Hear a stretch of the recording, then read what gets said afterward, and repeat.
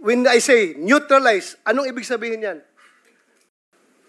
Si PNP spokesperson, Senior Superintendent Carlos noong 2016, mismo ang nag-announce noon na ang ibig sabihin ng neutralize ay pinatay o killed. The intent of that memorandum, is it really killing?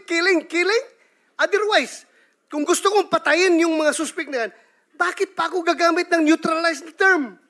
I think the comments that were made missed the point entirely. Kasi ang tanong talaga dito ay, bakit pa nilagay yon sa isang command circular?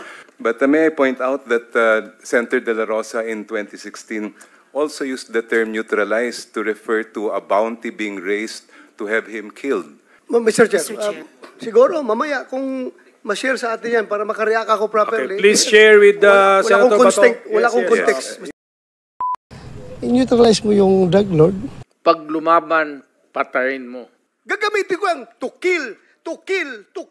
Bakit ko pa gagamitin yung term ng neutralize, Mr. Chair?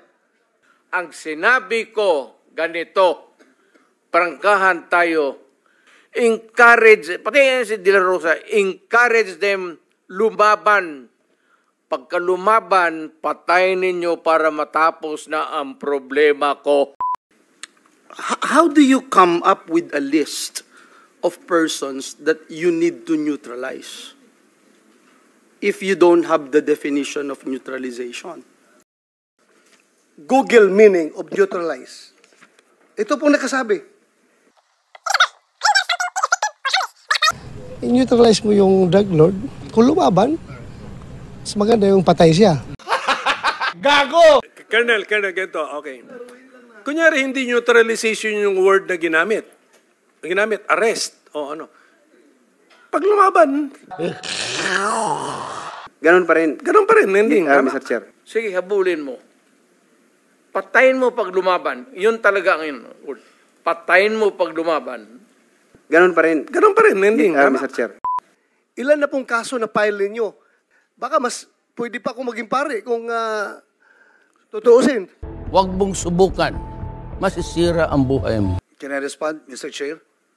Since concerned siya, advokasya niya yan, he should see to it that justice must be served to these victims. Hindi po ba mas responsibility ng pulis yan? Responsibility ng pulis yan?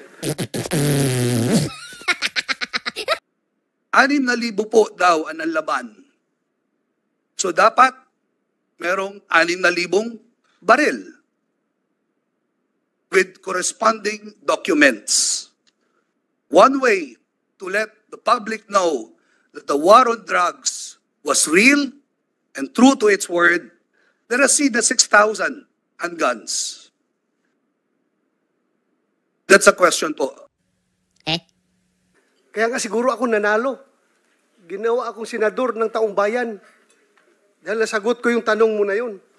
We planted evidence.